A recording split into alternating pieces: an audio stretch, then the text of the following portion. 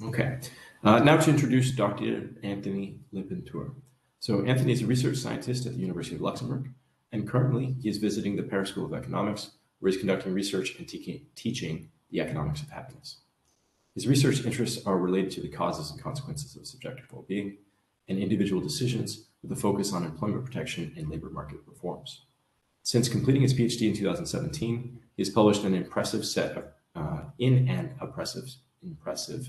of prestigious journals, such as the Review of Economics and Statistics, Labor Economics, Journal of Economic Behavior and Organization, Health Economics, Social Science and Medicine, Review of Income and Wealth, and the Journal of Economic Inequality. As you can hear, he is perfectly suited to discuss job insecurity and well-being, and I look forward to hearing his insights. Without further ado, we are pleased to welcome Dr. Anthony Lepinteur. Anthony, the floor is yours. Thank you very much, Kelsey. So let me first start with my screen, and let me bring this. Okay, can you see the slides? Yep. Okay, great, amazing. So first of all, thank you very much, Kelsey, for the introduction, and thank you to all the team at Static for organizing this seminar and inviting me. Today is going to be a bit of an exercise for me, because I decided not to present one paper in particular, but more my research agenda on the consequences and the coping strategies in the face of job insecurity. So what I'm going to try to do today is just to give you an idea of what I've done so far and what are the future directions I would like to follow. So first, let me start by defining what I mean by job insecurity.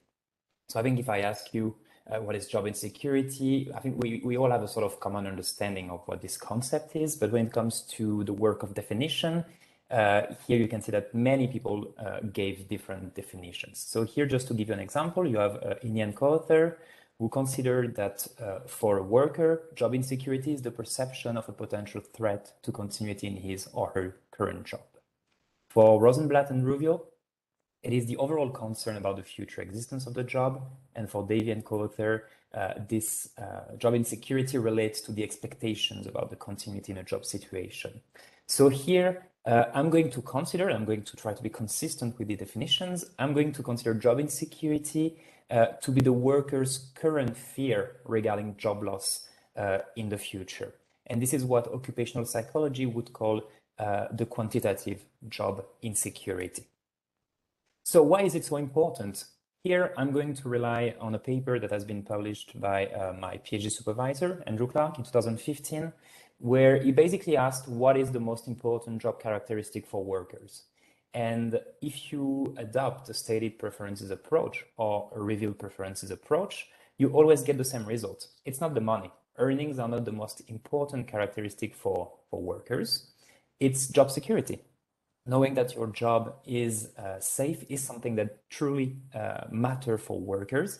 And it does reflect in subjective well-being studies, in the sense that we have many papers showing negative association between job insecurity and well-being. And here I'm being very careful with the words I used. I'm talking here about associations. I'm not talking about causation. And here you just have a list of some paper in cross-section and panel. When it comes to the measurement of job insecurity, there are many ways of doing it. And one of the questions that you can use is the following: how likely do you think it is that you will lose your job in the next 6 months? And here you ask the respondents to give you a percentage. You can also ask about the satisfaction with respect to your job security. And here the idea is that the higher your satisfaction, the more secure is your job. Or you can simply ask, are you concerned about your job security? And I think quite intuitively, all these questions, they do relate to the concept of job insecurity. I think we all see through the questions, but yet there are some papers which investigated the validity of these questions. So in Dickerson and Green, for instance, they did show that the perceived job loss, so the percentage chance of losing your job in the future, it does predict accurately the future realization of job loss. So when someone tells us about his or her chances of losing their job, if this person says, I have an 80% chance of losing my job, this means really something. This person is very going to lose his or her job in the future. At the industrial level, we also have a paper from Bockerman and Kother when they show that individual satisfaction with job security does correlate positively with hiring rates and negatively with separation rates. So it means that not only this measure of individual job insecurity reflects your own chance of losing your job, but they also map pretty well the macroeconomic environment, or at least the labor market environment. And here, just to give you an idea of numbers, of the importance of this feeling of job insecurity. Here I took data from the Gallup. So we have here a sample of US workers. And from 2003 to 2021, they have been asked every year, are you worried to be laid off in the near future? And here there are two pieces of information I want you to see through this graph. The first one is that on average, irrespective of the year that we are considering, around 1 worker out of 5 report to have this fear of losing his or her job in the future. So it's really a feeling that we experiment and that we always experiment to some extent. And on top of it, you can see that the second important piece of information is that the feeling of job insecurity actually follows the business cycle. Here you can see we have a jump in 2008. We also have a jump in 2020, and they basically respectively corresponds to the Great Recession and the onset of the COVID-19 crisis. With my colleague Conchita D'Ambrosio, who is with us today, we also started collecting data in Europe, in France, Germany, Italy, Spain, and Sweden since the beginning of 2020. And our objective with this data was to collect longitudinal data, so to observe the same individuals over time and try to understand how these people were, how were they living through the COVID-19 crisis. And since April 2021, we now ask about the chance of job loss in the next 6 months. So here you can see we collect our data every 3 or 4 months on average.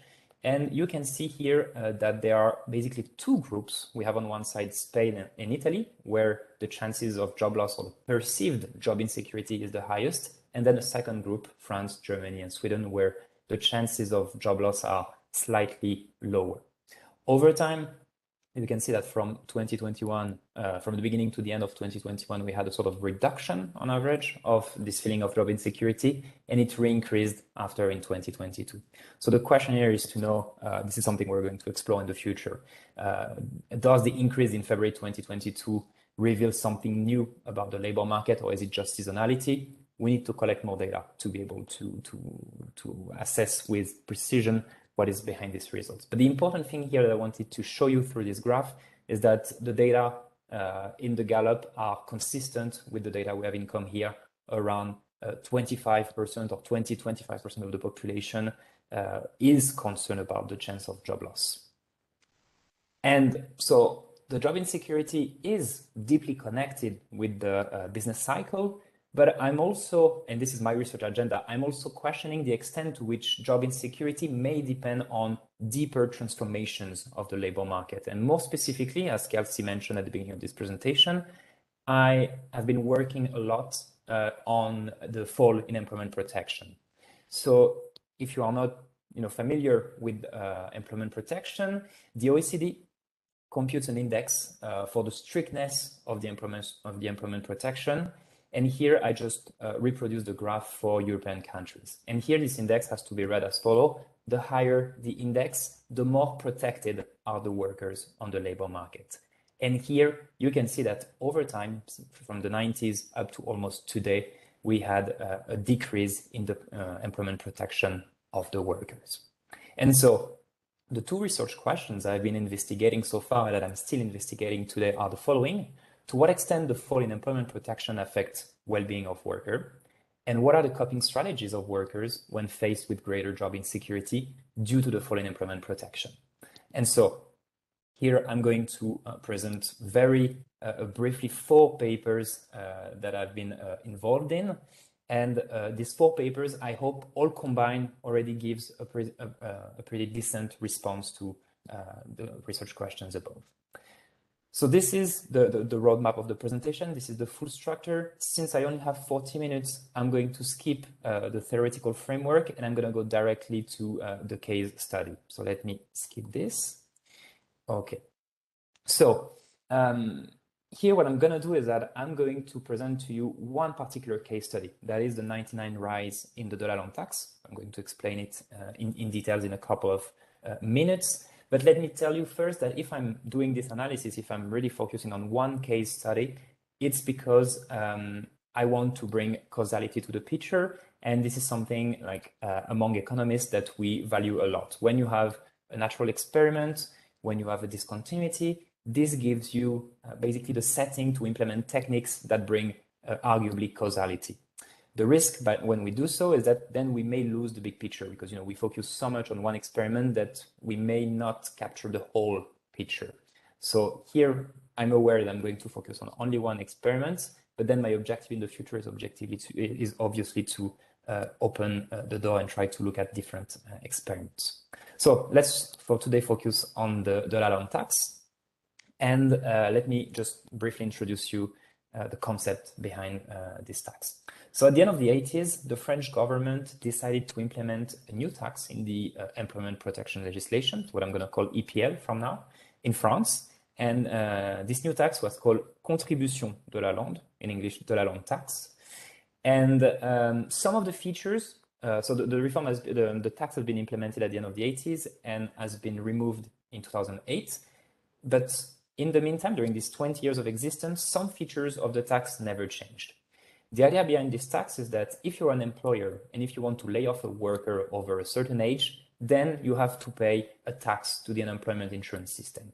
So the objective of the government was to try to protect senior workers from unemployment, making sure that we're going to keep them in the labor force up until they retire by making their layoff more costly for the employers. The tax was proportional to the worker's gross wage, and it covered the private sector and workers with permanent contract. What is, let's say, interesting from the perspective of identification is that the tax scheme changed over time and across firm sizes. And this, if you are already familiar with public policy analysis, it gives us the setting for a difference in differences strategy. So here, this is the de la Langue tax scheme. And if you want to basically read this table, how to read this table, we can take together the first line. And in the first line, you see the rules of application of the tax between the end of the 80s and the early 90s. And you can see that basically, if you are an employer and you want to fire someone in your company and this person is age 55, then you will have to pay the equivalent of 3 times the monthly gross wage to the unemployment insurance system as an additional layoff cost. And you can see that over time, the coverage increased. We went from age 55 plus to age 50 plus in July 1992. And then also over time, we had some changes. Sometimes all the firms were subject to the same tax scheme, and sometimes small and large firms were not subject to the same scheme. For this presentation today, I'm going to focus on this particular change, the one that occurred in January 1999. Mostly because of data constraints. I'm not going to lie to you. We don't have data before 1993 to exploit in our research agenda. But that's not a problem because in this period, we have what I'm going to call a treatment group. Here you can see if you're in a firm with 50 employees and more, you can see that after 99, the amount of the tax doubled or tripled depending on the cases. So we really had a huge increase in the de la Langue tax, which means that older workers, the senior workers above age 50, were much more protected after January 99. Having a treatment group is the first step. What you also need is a control group, a group of people for which nothing happened. And here in this case, the firms with less than 50 employees are the perfect control group because you can see that before and after January 99, there is absolutely no change in the amount of the de la Langue tax scheme. So before showing you the empirical results, let me start with the theoretical models. Here, an economist from the Paris School of Economics, Luc Beagel, wrote a model to try to understand what shall we expect, from a change in the dollar on tax. And Luc Beigel put forward the fact that this employment protection legislation, that is the dollar on tax, is a partial one. It's a partial one because it protects the older worker, but left uncovered the young workers. So if you look at the picture from the size of the seniors, if you increase the dollar on tax, it's good for them. They're going to be more costly to be fired, so their separation rate should decrease, and then they should be in greater job security. But if you think about the perverse effects for the younger workers, for them, a greater level for the dollar on tax means that their senior colleagues are going to be more difficult to be fired. And then if something goes wrong, if the macroeconomic environment is bad, who is going to be the new target of the layoff for the employer? The younger workers. They are going to be relatively less costly to fire. So if you increase the tax, their separation rate should increase and they should be more in job insecurity. So if we go from the theoretical model of Luc to the expected impact empirically, within the treated firms, the big firms, we should expect to observe two potential groups. The the protected workers, the senior, they should feel more safer thanks to the reform, while you will have the younger workers that are not protected, and then they should feel at greater job insecurity.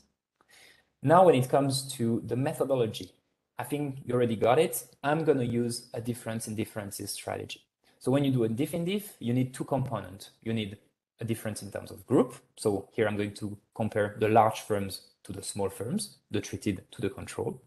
And I'm going to use two time periods, 99 before and after the implementation of the reform. And then I'm going to bring this setup to the data, where the dependent variable is going to be an individual characteristics of a worker I, and that varies over T. And what I'm going to be interested in is beta 1. Beta 1 is the estimate associated with the interaction treat time post. So it's about being in a treated firm after the implementation of the reform, so being subject to the reform. Here, if you don't make any assumption or if you don't make any selection on ages, then this is going to capture the effect for the protected and unprotected workers together.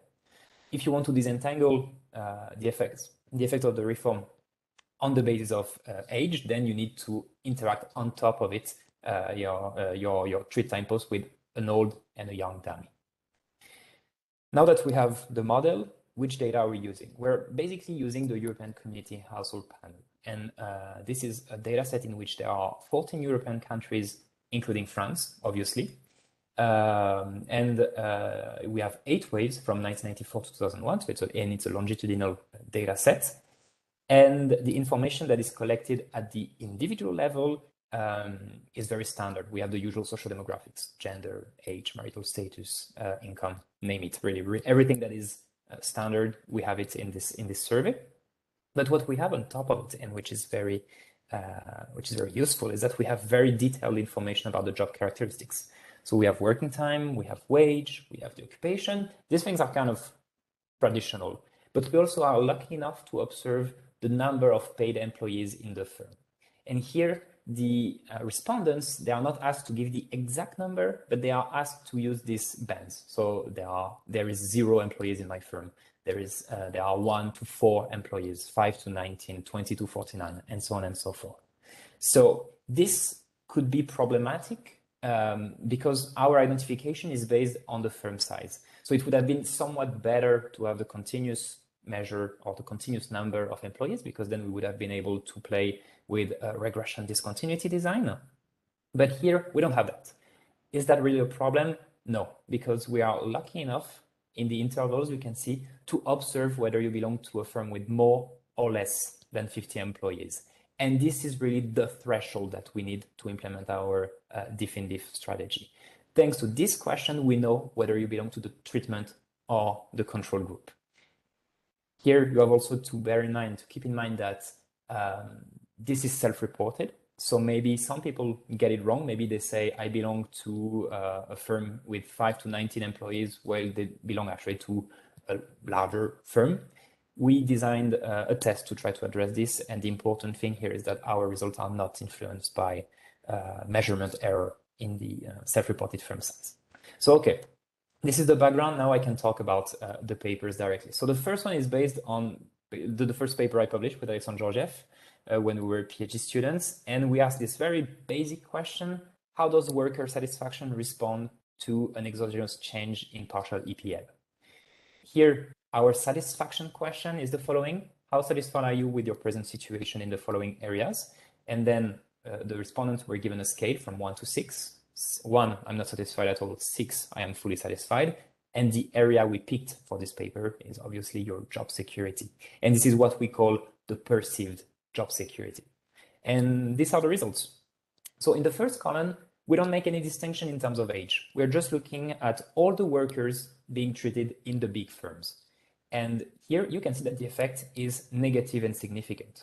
So this may look weird at first, because the objective of the reform is to protect the seniors. So why do we observe a reduction in the perceived job security? Well, it is because it's only due to composition effect. If you disentangle the effect between the old and the young workers, you can see that we find what we were expecting in column 2. In column 2, you can see that if you are a senior worker in a treated firm, then you feel more secure. So the reform of the dollar tax really had an impact. It really made workers more secure.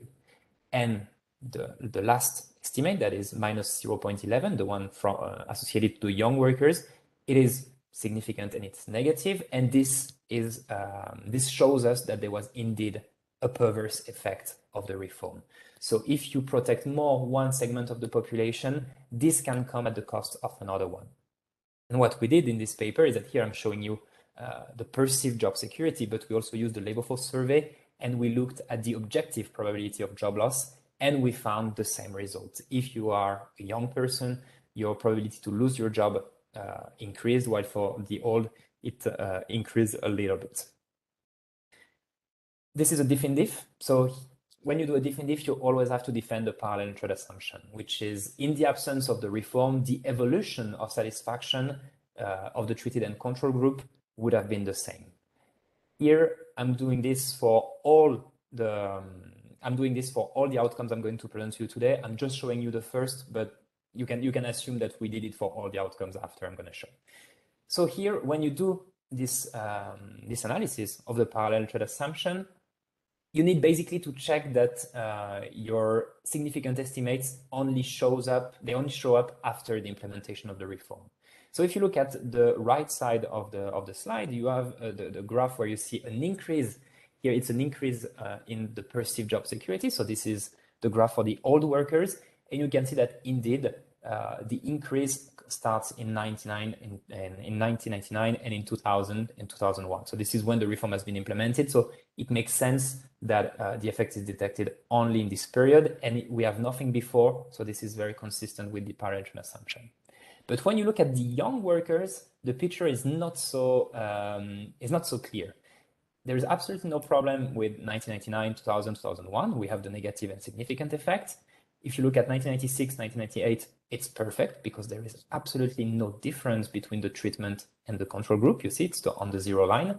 But in 1998, we have a negative and significant impact. So what happened here?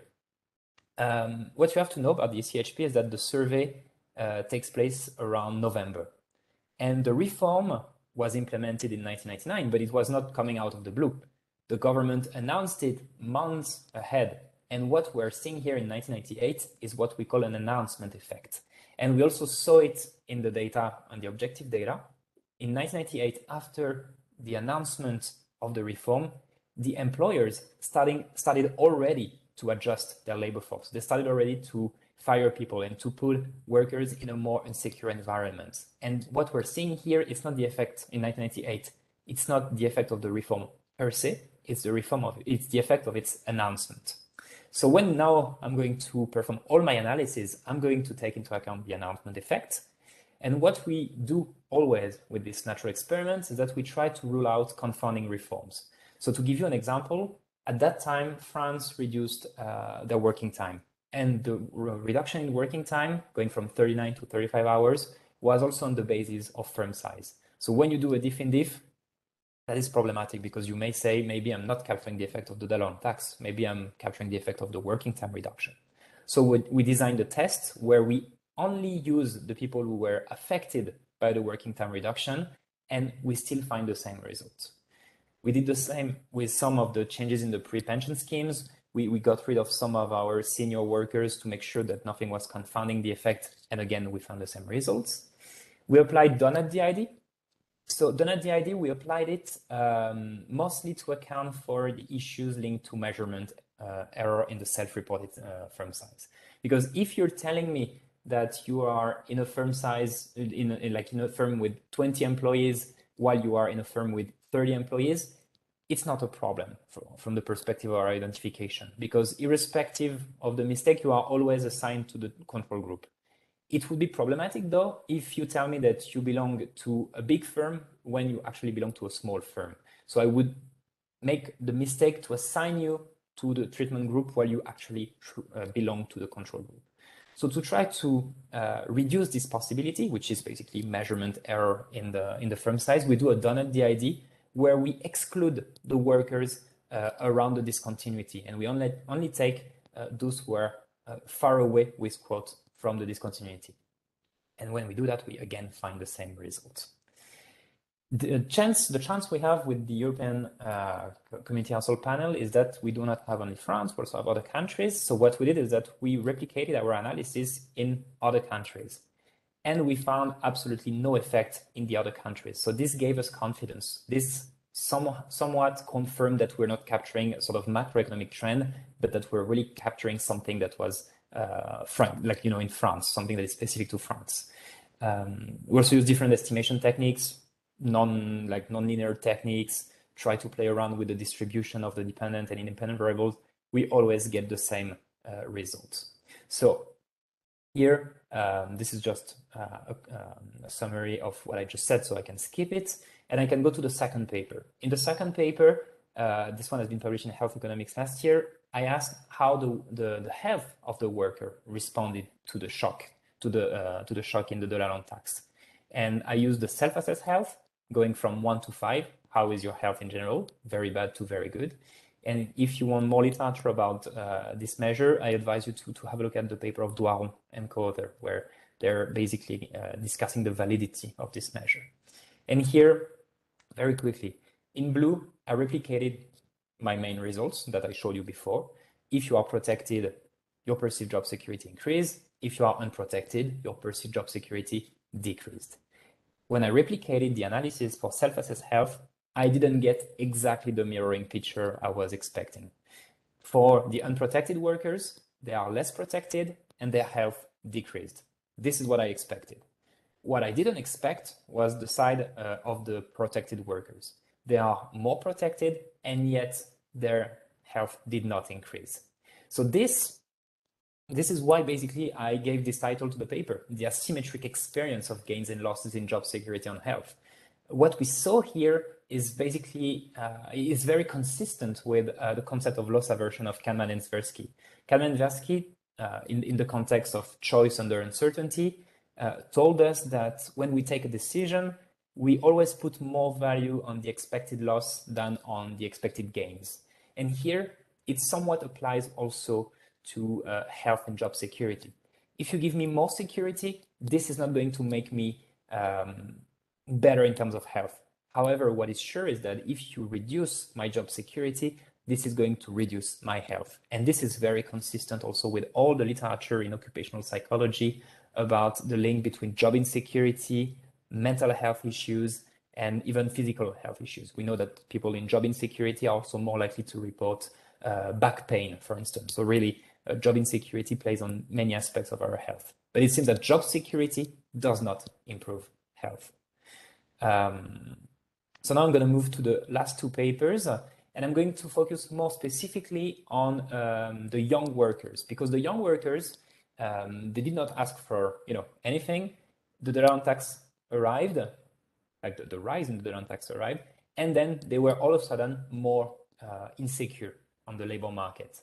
So if they are temperant, so temperance is a concept coming from Miles Kimball's, workers should take decisions aimed at reducing their total exposure, total risk exposure. So if you put me at more risk on the labor market and there is very little that I can do about this labor market, then maybe I'm going to take other decisions on other aspects of my life to try to reduce this risk exposure.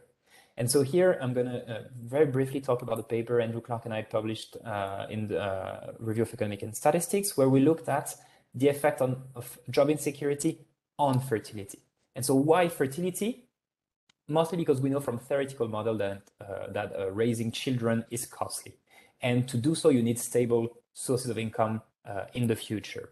And consequently, if you find yourself in greater job insecurity today, this may give you doubts about the decision to take to have a kid in the future. So it may either reduce or postpone your fertility decisions. You don't want to take this extra risk. You don't know if you're going to have sufficient resources in the future. So why take the risk of having an additional strain on your finances? So that's something if you're temperant, it's something you won't do. So what do we do here? As I told you, we're going to focus on those below age 50 in a partnership. Why? Because they are the one affected by the rise in job insecurity, and also because they are the one that are the most likely to have a fertility response to the shock. And these are the results. So first here, we're just checking that this new subsample, so the young in a partnership, are also affected by the reform in the same way in terms of perceived job security. And here you can see same result, reform announcement, reform implementation without controls. We always have a negative impact. So here, this group is also more at risk. And when this group is more at risk, this group is also less likely to have kids. Here you can see from column 1 to 4, this is the probability to have a new child when you are exposed to the reform, and you can see that there is a reduction in the probability to have a new child. So here, the thing to keep in mind also is that I'm somewhat putting 3 facts here: the change in the employment protection, the rise in job insecurity, and the fall in fertility. But we don't have yet a clear chain of causality. So this is why in column 6, we do the following exercise. We replicate our model, our main model on birth, and we decided to control for the perceived job security. And if the perceived job security is the mediator of the relationship between the reform and fertility, then we found a chain of causality. And this is what happened in column 6 and column 5, by the way. All the results completely vanish. So it means that the perceived job security is really a mediator. So if you want to draw the chain of causality, it starts with the increase in the dollar on tax that makes me more insecure on the labor market. And then in return, I'm going then to adapt and have less kids. Something I haven't mentioned before, I've been talking about average effects so far. I was always talking about the whole sample, mostly because before there was no heterogeneity. But in this particular case for fertility, there is heterogeneity. So these are the 5 dimensions we explored, and we found significant results for 3 dimensions out of 5.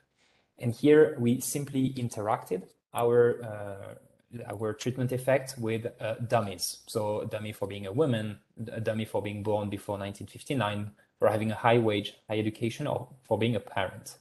And we found in column 3 and 4 that the effect is purely driven by those with a high wage and a high level of education. And you can see that the effect in the first line, in the column 3 and 4, is not significantly different from 0. So the reduction in fertility is only driven by those with high wage and high education. And this is a pattern of a negative selection into parenthood that we also found in Chevalier and Marie, for instance, 2017 in the Journal of Political Economy. And what is also interesting is the result in column 5. In column 5, you can see that the total effect of the reform is now no longer significantly different from 0, and only the interaction term is significantly different from 0. And here it tells us that the reduction in fertility is only observed among those who had a kid before the reform. So the reform did not change the probability to become a parent, it just reduced the family size. So that's it. And now I'm going to conclude with the last paper, which is a co-author with Andrew Clark and Conchita D'Ambrosio, and the paper is actually under review. So why are we talking about marriage? So this paper is about marriage. Why? We just came back to the reason why we get married, and because we're economists, we're absolutely not romantic. don't expect to see love in one of the bullet points here. That's not what we're going to talk about. Here, marriage, you can argue that it's a specialization mechanism. You know, one is better at work, the other one is better at household chores. So then we specialize and we try to achieve together the best happiness possible as a couple. You can also think about the fact that a couple is a platform through which there is a joint production and consumption of collective and non-rival goods and services. There are also financial and fiscal incentives. And last but not least, there is also this risk-sharing theory that basically tells us that if something bad happens to you, you're always going to be better off with someone in your life. Because, for instance, if you take the case of job loss, if you're single and if you don't have a partner, if you just lose your job, then you're going to be left alone with your unemployment benefits at best. If job loss happens and you have a partner, then this partner can to some extent compensate. This partner can take some overtime, try to increase the earnings of the household, and you are not left alone. So there is this idea that marriage provides insurance to the people who are part of this marriage. So now when we bring it back to the Delalanne tax. Anthony, real quick, so save no more than 5 more minutes, let's say. Perfect, Kelsey. So then when we bring it back to the Delalanne tax, what shall we expect, in terms of behavior? So if I'm in greater job insecurity, then if I'm temperant, I'm going to look for insurance. I'm going to try to look for a way to cope with the risk. So I may want to get married. I may want to benefit from this risk-sharing theory. But the problem is also, if I am in greater job insecurity, then I'm also less likely to find a partner, because on the marriage market, I'm going to be perceived as someone in job insecurity, someone that cannot supply this insurance. So then my marriage probability would decrease. And since the effect is theoretically ambiguous, then it's up to the data to tell us what is the net effect of a greater insecurity on the marriage probability. And here we can focus directly on the panel B. We looked at the probability to be married, and we can see that for the whole sample and for men, we found no effect, and for women, we found a positive and significant effect. So here it's not, we also not only did marriage, we also did all the employment, all the marital status, or all the type of partnership we could think about. And obviously, when we observe that there is an increase in the number of married women, most of them actually comes from a previous partnership. It's not like some women just went out in the street and found a partner directly. No, they were already in a partnership before. They just transformed the partnership into a marriage. And what is confirming us, or at least pointing towards the direction of risk sharing, is that we found the effect to be driven by women who have a partner, but this with employed partner who are not threatened by the rise in the Delalanne tax. So those who got married to men who are safer or secure on the labor market. For men, we found no effect.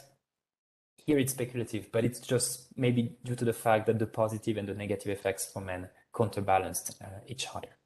So, Kelsey, I'm going to be quick now because this is the conclusion.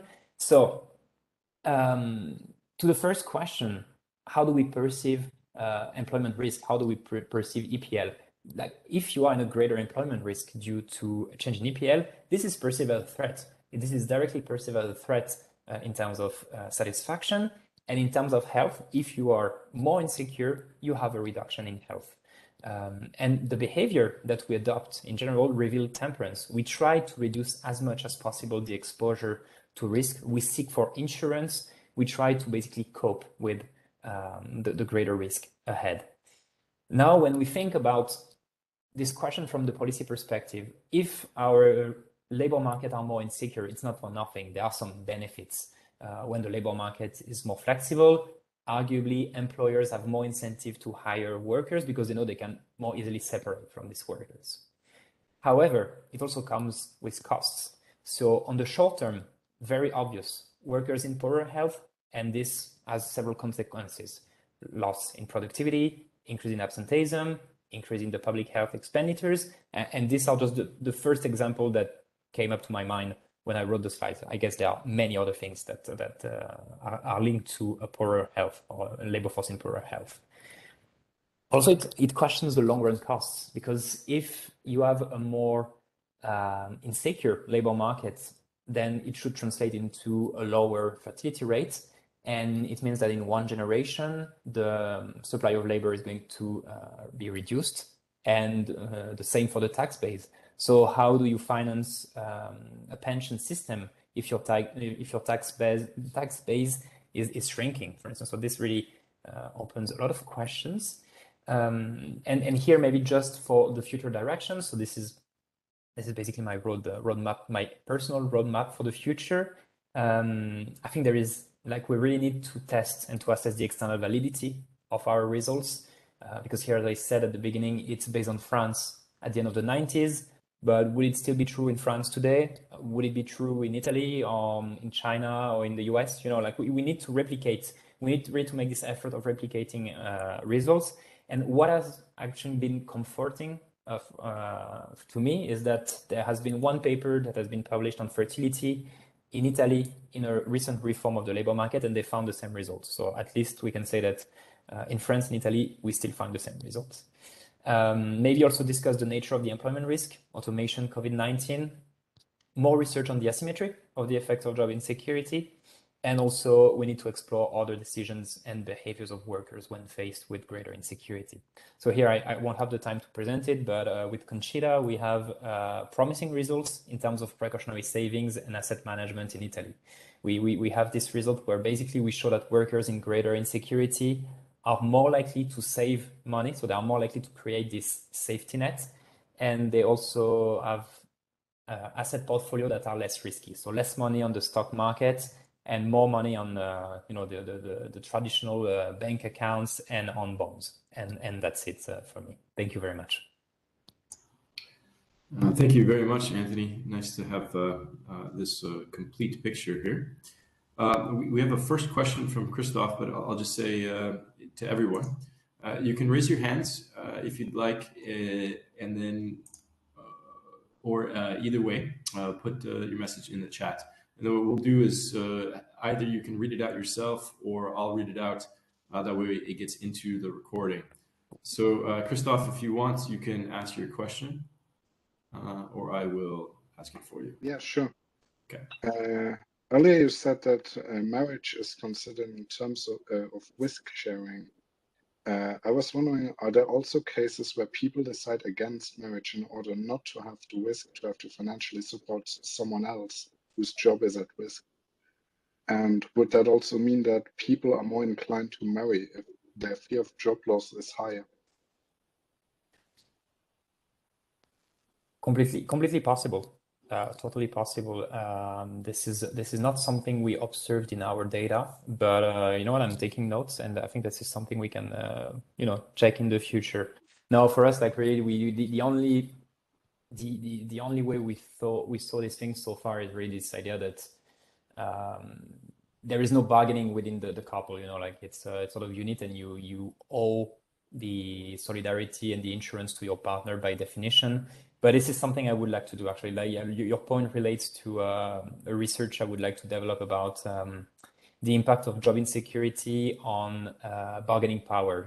It's not because one is in insecurity that the other is going to compensate. And so the short response is that I don't have yet on this for the moment, but it's something I would like to do in the future. Great, thanks. Francesco has a question. Yeah, hi. Thanks a lot. Thanks a lot, Anthony. Huge amount of work in 40 minutes, very difficult to deliver, so congrats. My question is actually related to some work I've seen earlier on EPL. I realized that, there are various forms of EPL, and I wonder if you expect that they all work in the same way for job insecurity. And also, as I'm asking, I would be curious to see how EPL has evolved in Europe, for instance, or in a set of OECD countries, to have a little bit of an idea of what we're talking about, where we're heading. Yeah, Thank you. you know what, let me just then very quickly reshare my screen, because actually I can respond to your second question very quickly. Because I have the graph of the evolution of EPL in Europe. So let me just show you. Okay, it's right here. Okay, so Francesco, if you can see the graph, you can see that basically in Europe so this is the EPL for the strictness of employment protection. So it's here it's all type of EPL. Okay, sorry, I got it wrong. I thought this was job insecurity, so No, I got confused. No, don't worry, job insecurity was just before. So it was before. Okay. Exactly. So it could be confusing. So no, it's decreasing. This is the direction we're taking. Really, like it's decreasing. And then you're right about the nature of the EPL. I don't know. I don't have a response to give to you, because so far I've been working on layoff tax. You know, like really one particular aspect of EPL. Now I'm working on. I'm working also on the conditions under which you can make a dismissal, unfair dismissal claim. And it seems that the results are pretty similar also when you tackle the question through this angle. But I hope there is something even more to say, because I'm submitting a grant proposal in 1 week about this. You know, I'm asking for support to investigate this question. So I hope in a year or two I will be able to tell you even more. But yeah, when it comes to layoff tax and the condition to claim at least that you have been wrongfully dismissed, it seems that these aspects of EPL behave more or less in the same way. Great. We have a question from Judith. I'm not sure if I'm pronouncing your name quite right. Would you like to ask yourself, or I can ask? Yeah, I can do it. Hi. So I was just wondering if you've checked the effect of other taxes on your groups, and what about family taxation? As far as I know, in France, you have a quite complicated system, which might have different effect on different groups. So that might have also affect your results from the background. Yeah, no, you're right. You're right. Like the French system is very complicated. So that's why when you started to say, did you think about another tax? I was thinking like, yes, which one? Because yeah, the French system, we have like so many things. At least what I can tell you is that I'm not really afraid that our results are contaminated or driven by the other taxes, because our identification relies on firm size and time discontinuities. So if we don't have a change in another tax, you know, happening also in 1999 in firms with more or less than 50 employees, I think we're good. When it comes to family, you know, family tax and benefits, I don't think they are made on the basis of the firm size in which you work. So I think on this we're good. Another point, maybe to relate to what you say, it's if not the tax per se, but you know, it could be also just a matter of heterogeneity. And it could be that some, you know, on the basis of your family size, on your partnership or whatever, our results could be somewhat different. When it comes to the satisfaction and the health results, irrespective of your family structure, the effects are the same. We all suffer to the same extent from job insecurity, and having a partner, for instance, it could be the case that having a partner reduces the effect of job insecurity, and that's not what we found. We really found that after this reform, everybody suffered from greater job insecurity in the same extent. Thank you. We have a question from Maurizio. Do you want to ask yourself? He says, I'll go ahead. Thank you for the talk. Did you ever consider the role of individual traits, such as locus of control, to help moderate job insecurity? Yeah, no, good point. So what we do, and this is a standard practice that we do, we start from no controls and we go to full controls plus individual fixed effects. So when we do that, that's exactly the kind of things we're trying to address. We want to know whether our results may be driven by locus of controls or traits that we don't observe. The good news is that our results are always the same when we don't control and when we control. So it seems that like personality traits or whatever don't really matter. They don't enter the picture as confounder. they don't enter the picture also as a moderator. And our analysis also at the end, they are all panel. So if we assume that the locus of control is time invariant, I think we're kind of okay. Then when we think about moderators, this is our approach. We are always trying to take objective characteristics. So we try to focus on age, we try to focus on gender, or characteristics that were fixed before the reform, because we don't want a spurious correlation between the moderator and the influence of the reform. You know, maybe when you're exposed to the dollar long tax, maybe you become more risk averse. You know, maybe this fits something in terms of personality. So we try to avoid as much as possible to use personality traits as moderator. But in any case, in our data set, we don't have a lot of personality traits. So we even if we wanted to do it, we couldn't. But no, we focused on objective characteristics mostly, and the one I showed. So gender, age, or education before the reform. Anthony, interesting response. One thing you might consider, it's not perfect, but you can use the, say, personality traits that were defined before the announcement of the Dayland tax. Mm-hmm. So it shouldn't be, you know, assuming it's a proxy for a stable trait that's not affected by, just as interaction terms for moderators. No, you're right. We could do that, but when it comes really to the question of personality traits, there are none in the. There are very few. Okay, they're almost none. I don't see any other questions for the moment, so I have one for you. There is Maxime, I think. Oh, is he raising his hand? And I wasn't. He's also pretending to talk. I don't hear you, Maxime. Actually, it's me, but it's Vasya because we. There it is. I see the hand. We collaborate. We collaborate. So Vasya is going to ask his question. Just a quick question. So when the law changed, it became harder to fire elder people. Mm-hmm. Firms stopped hiring them after the law changed. Did you perhaps have a look into that? Thank you.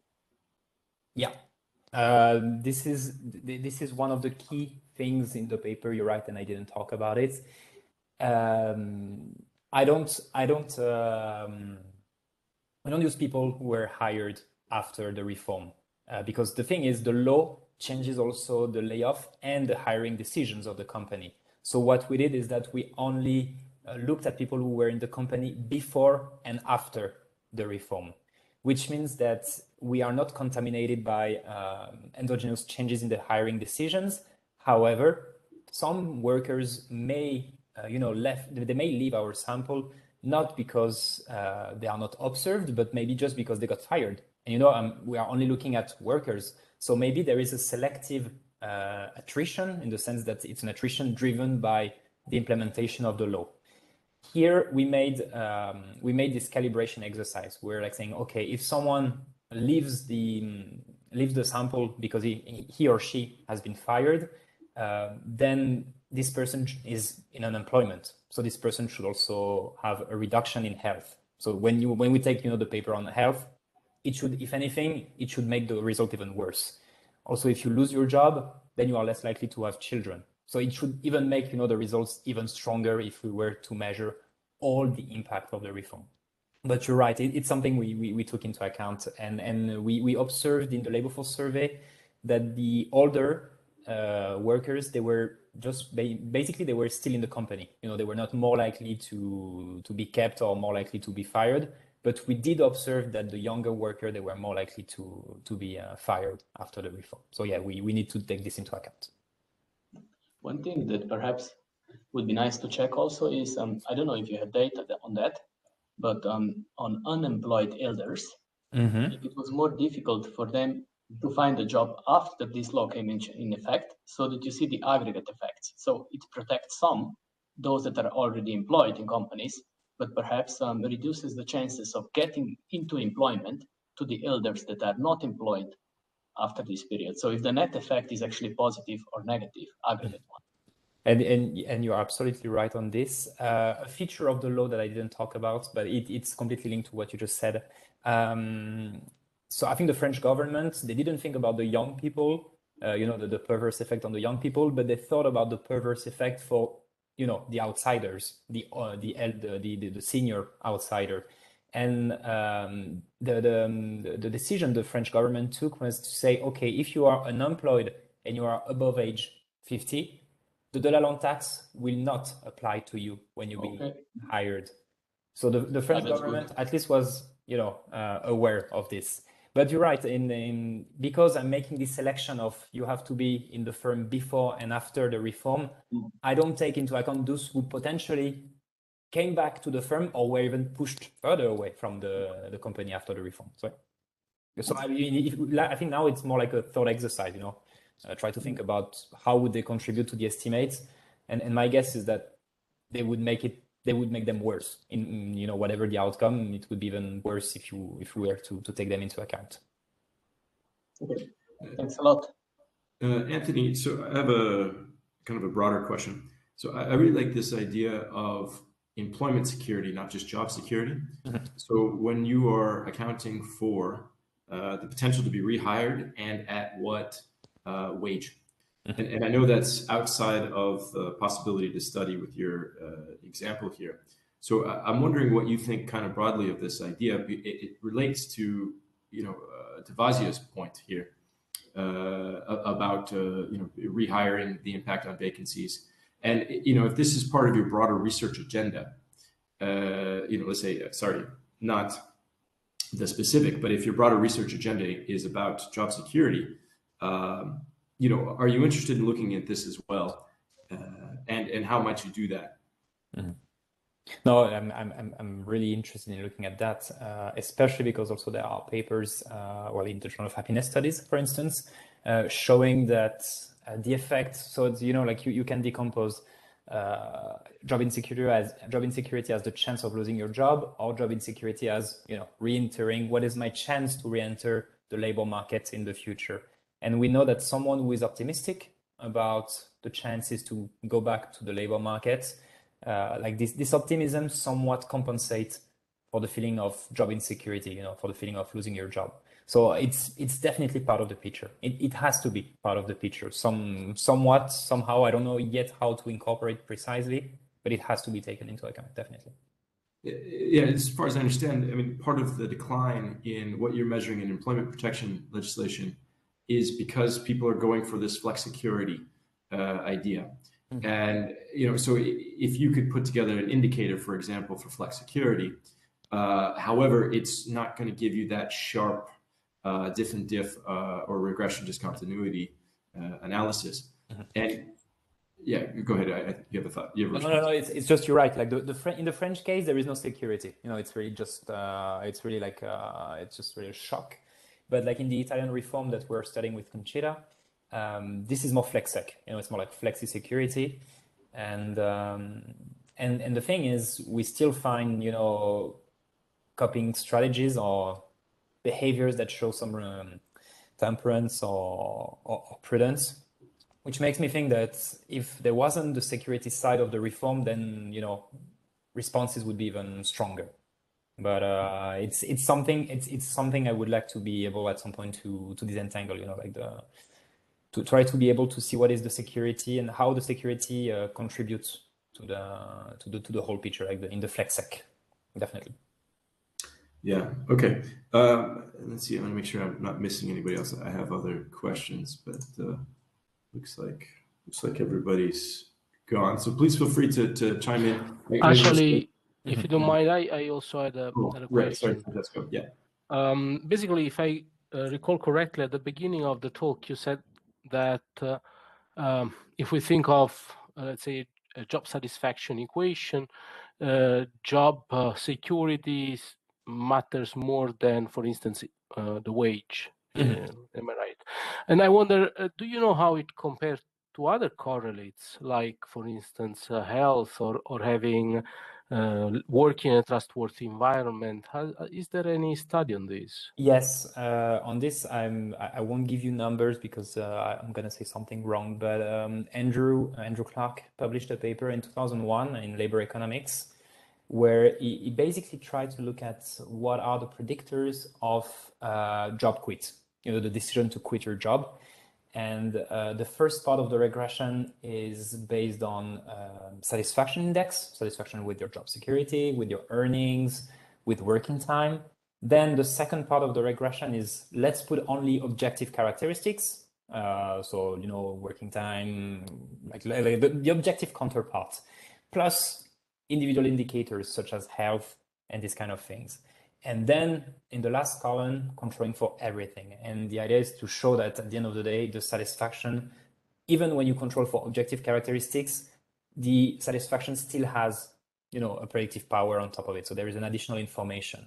Now, when it comes to comparing the estimates and comparing the magnitudes, we would have to have a look at the regression and standardize everything, you know, to make really the comparison of the estimates. But I can just tell you that the satisfaction with job security ranks first among the job characteristics. Then how does it relate to the other characteristics? I'd rather not take a risk on this. But at least if you have a look at the paper of Andrew, you have your response. Thank you. Thank you. I think I'll just ask one last question, Anthony. So when you bring all these papers together, it makes it, when you think about whether or not health is actually what's explaining the change in fertility. So you directly compare, you include the job insecurity as a mediator in the regressions. Mm-hmm. You do the same with health. Yes, we did, and it does not, lower the estimate. It doesn't bring the estimate to zero. So that's a good thinking because it's something we did at some point. I'm not very sure it made the cut to the last version of the paper. But the channel is really the perception of job insecurity. That's really what drove the result down. And I'm sorry, I guess I have one. That's great. One additional thought, and it's just the overall impact on health was negative because there was no positive impact on the people above it, the age of 50. Is it large? Does it last long? So it's large because it's basically comparable to the effect of an income drop of 35%, if I remember correctly. And then also thanks to this data, I haven't shown this to you today, but the reform has been implemented in 1999, which means I can go to up until 2001, and the effect did not vanish over time. It was very, very stable for health. So it's only 3 years. But after 3 years, there was still no adaptation. Which, as we know, is quite significant. Mm-hmm. Okay, I won't take anybody else's time. So if anybody has one last question or comment, please feel free to chime in now. Wait a second, but I think that's it.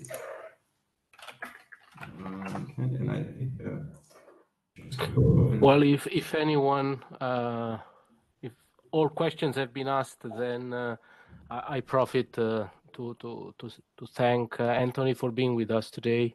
In particular, considering that he's 1 week away from an important deadline, and so,